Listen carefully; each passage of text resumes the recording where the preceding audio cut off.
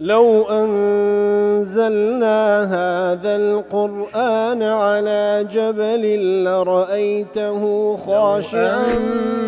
أنزلنا هذا القرآن على جبل لرأيته خاشعا أنزلنا هذا القرآن على جبل لرأيته خاشعا متصدعا من خشية وتلك الأمثال نضربها للناس لعلهم يتفكرون.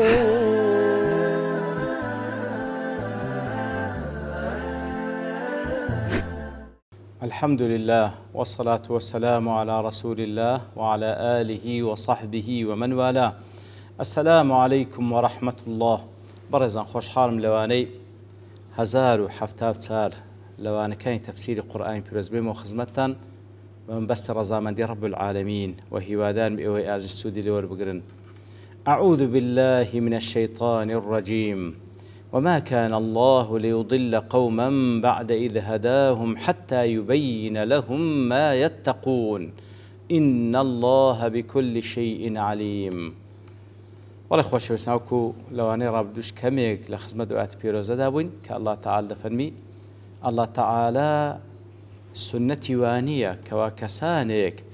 كهداية دينا إتر برياري قمريان لسربدا حتى وكو أو كاتي كوا أوان لو بيان دكا كبيويستا لو شتان خوتان باريزن إتر أجر خوان نبارس أو زم مستحق دم بقمراي بلام لدواي كهداية دينا خوي جور سبحانه وتعالى جارش كقمرايان ناكت مجر لو شتان كخوي جور دوات لوان بيان دكا كبيويست خوان لي باريزن أوان خوان لينا باريزن إتر بيجمان الله تعالى بهموشتك عليم وآجادارة إتر دفرمي وكل تفسير قاسمي هذا من تتمة ما تقدم من تأكد مباينة المشركين كواتليردا أو التواوكري أو آتاني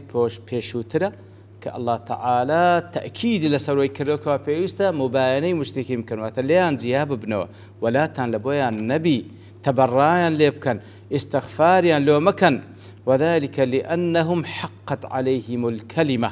برای کسانی مشرک مستحق بوین بکلمه عذاب لله خوای گوروا لدوای او کوا خوای گور اقامه حجه لسر کردینه بابلاغ الرسول اليهم ما يتقون كاتكوا للان پیغمبر علیه الصلاه والسلام بلاغي و پیام خوای گوران پیگشته کپیست خوان لسپارزن ودلالته اياهم على الصراط السوي وكاتكوا لرجاء پیغمبر صلی الله علیه وسلم پیانگشته کوا كوريان مونيان دكابرو راس طريقاكي بلام اوان فضلوا عن اوان بخوا سريعا لخوشيوان فاضلهم الله كاتكوا اوان ريقاي قمراين هالبجار يترخواي قورج برياري قمراين لسردا واستحقوا عقابه واستحقون بس زي الله تعالى. لتفسير سعدي ضلي يعني ان الله تعالى اذا من على قوم بالهدايه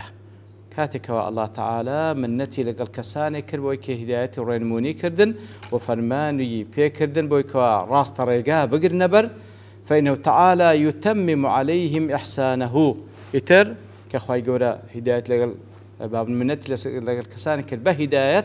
يتر خواي قورا ساكي خوي لسريان تواو دكاتا ويبين لهم جميع ما يحتاجون إليه لبويان بيان دكا هم أشتان كوا بيستيان بيه لا أين كان شارزاندك فلا يتركهم ضالين جاهلين بأمور دينهم خواهي قولوا هوازيان لناين كوا بآقابنو وهروها نفام بن برامبر بأمور دينيان ففي هذا دليل على كمال رحمته يتر خواهي قولوا سبحانه وتعالى كوا أو ديني لقرآن ولسنة كي كوا هر وحي لنا خواهي قولوا خواهي قولوا بوشوي رينموني خلشي دكا أو بلغير سلوي كوا دليل على كمال رحمته أو بري رحمة الله تعالى برامبر ببندكاني وأن الشريعة وافية بجميع ما يحتاجه العباد شريعة كي تيرو توا وبهمو أو اشتارك وبندكان بيستيان بيها في أصول الدين وفروعه لهمو اشتارك وبندكان بيستيان بيها لأصل دينك للقب وبكان الشيخ وايقور هميان لبو بيان دكا وهل تفسير سعد ضلي ويحتمل أن المراد بذلك فإذا بين لهم ما يتقون واتا كاتك وخوي الهداية دو وارها لبيان بيان دكا أوشتاني كوا بيس خوان لي باريزن بلام أو كسان فلم ينقادوا له بلام أوان ملكس نبون لبو أوشتاني كوا خوي لبيان بيان كرد عاقبهم بالإضلال الله تعالى سزان دا عقوبيان دا بويكوا بريار قمريان لسدا جزاء لهم على ردهم الحق المبين لبرانبر اوي كوان او حق اشكران رد كردوا خواي گورج قمراي برياري قمرايان لسدا بلان دي والاول اولاه كواتا تفسير كم كوالي چي داوا اويان اولا ترى بوي كاتي كوا خواي گور هداية كسانك دا او جا احسان ساكل سريان تواو دكا وهمو اوشتانيان لبو بيان دكا كبيويستيان بيهيا لو شار زابونيا الذين كان لأصول ولفروع لا تفسير محرد عليه وليس من سنة الله في خلقه وسنة الله تعالى نية للتعامل لقى الخلق ولا من حكمته وعدله لا حكمة عدالته خواهي قرش أن يضل قوما بعد هدايته لهم إلى الإيمان كواك سانيك لدواء وهداية داينا خواهي قرش برياركم رأينا سردا حتى يبين لهم ما يجب عليهم تركه إلا لدواء ويكوا خواهي قرش لبوان بيان دك أوشتاني كوا بيسا ترشب كان فإذا بين لهم ولم يتقوا والله من لدواء كوا لبوان بيان دك أوانش خوان لنا باراس استحقوا إضلاله لهم وعقابه عليهم اگر لدواء كوا زلوم لاني بيان كوا بيسا خوتان لوشتان باريزن وان آماده نبون خوان لي باريزن مستحق دبن بوي كوا خواهي قرش بريار قمريان لسر بداو سزايان بدا إن الله بكل شيء عليم إن الله بكل شيء عليم تعليل لما سبق وكل قاسمي دله كواتا لرا علك بازك لبو أوي بيشوتر علك تيك أخواي جورا كسانك لدواي هدايتيان قمراناك أي أنه تعالى عليم بجميع الأشياء التي من جملتها الله تعالى بهموش تيك آقادارا لازم لي وشتان كبي آقادارا حاجتهم إلى بيان قبح ما لا يستقل العقل بمعرفته كواتا لازمني أوي كوا خواي جورا سبحانه وتعالى بي آقادارا بوي كوا أوشتانيك هندشتي هر عقل خواي جورا أو عقل بإنسان بخشة دزاني أوشتا عيبة خرابية أو هيت بلام هندشتي ترهي عقل درشي بيناكا كوا خرابية خواي جورا بيان لك آقادار با عقل كافيني هموش تكان لو بيان بكا خواهي قورا بشرعكي وبوحيكي كالرقاء بيغنبران ودينيري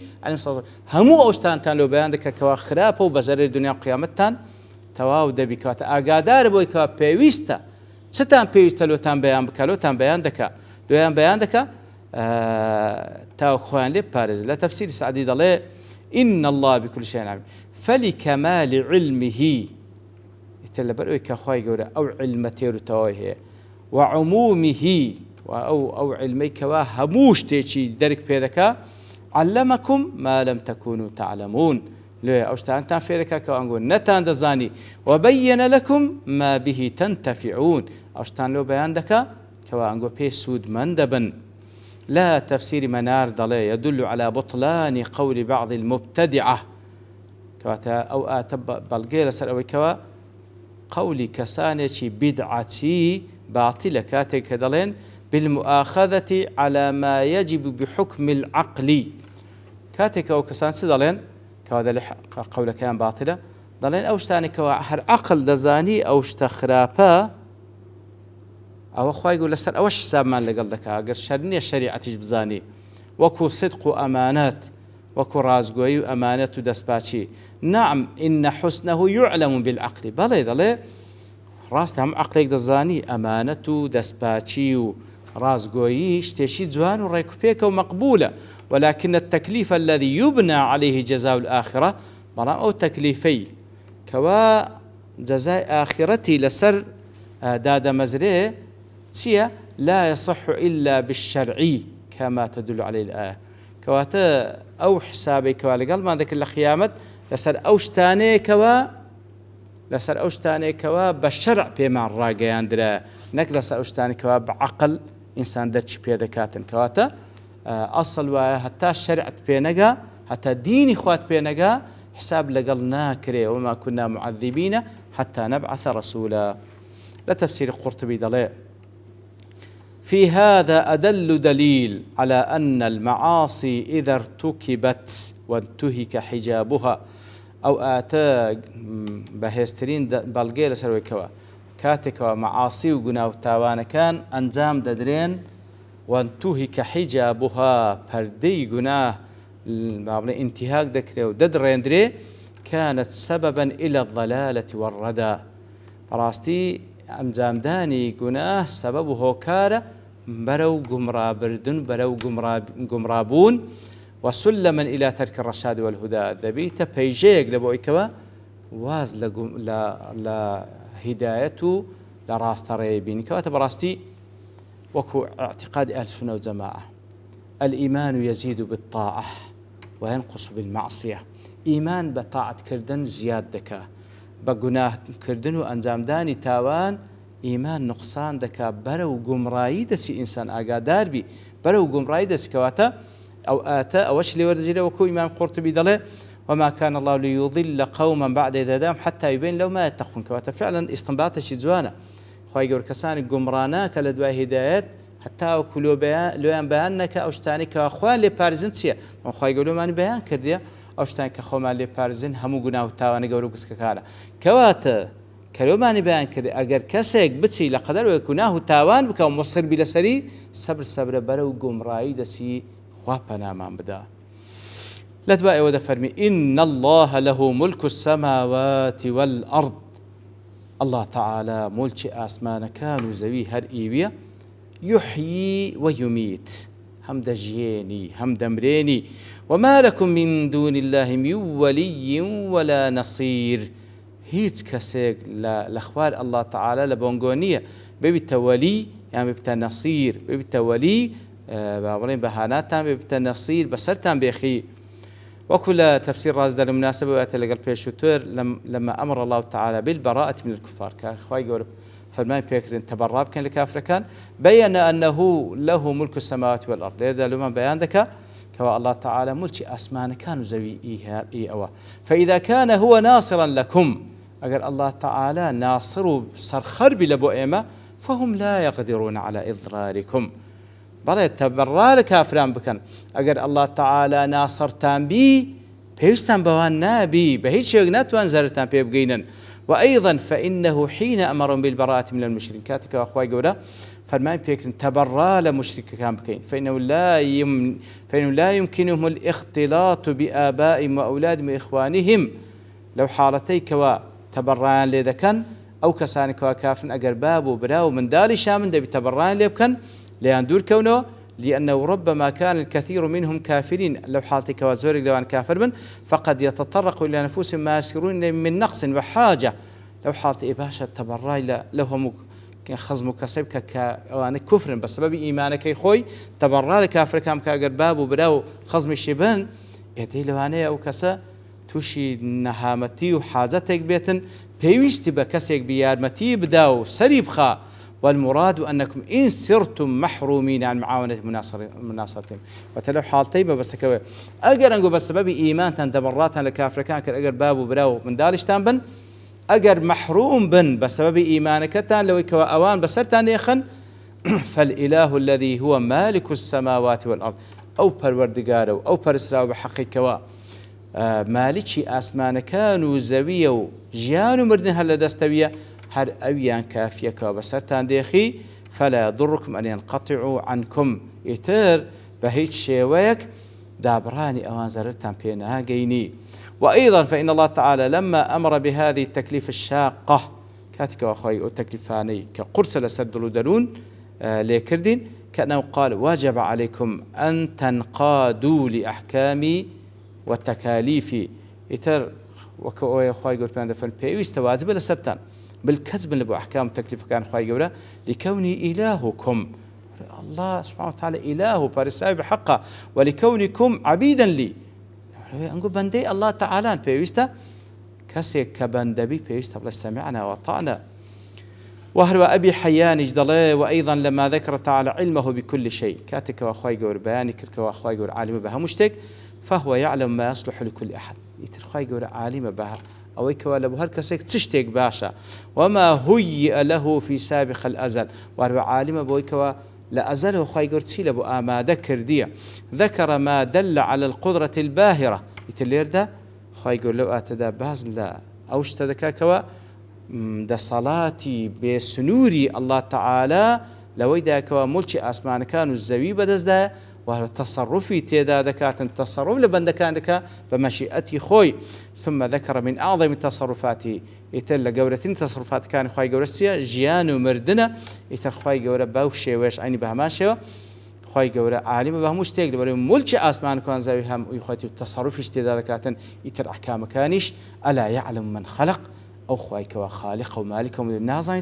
تشتاق من لبو من كان كوا لمصلحة الدنيا قيامتيان دابي بالتأكيد خوي سبحانه وتعالى أحكم الحاكمين ومن هذا كشي باشترين من هذا لبو بندكان لدنيا لقيامتيان بالله خوش ويستان على هندش تتريج ما باس بكم بالله لبرتوابوني كاد دوستين وبشتوان رب العالمين لواني داهتو دينا وخزمة دواتا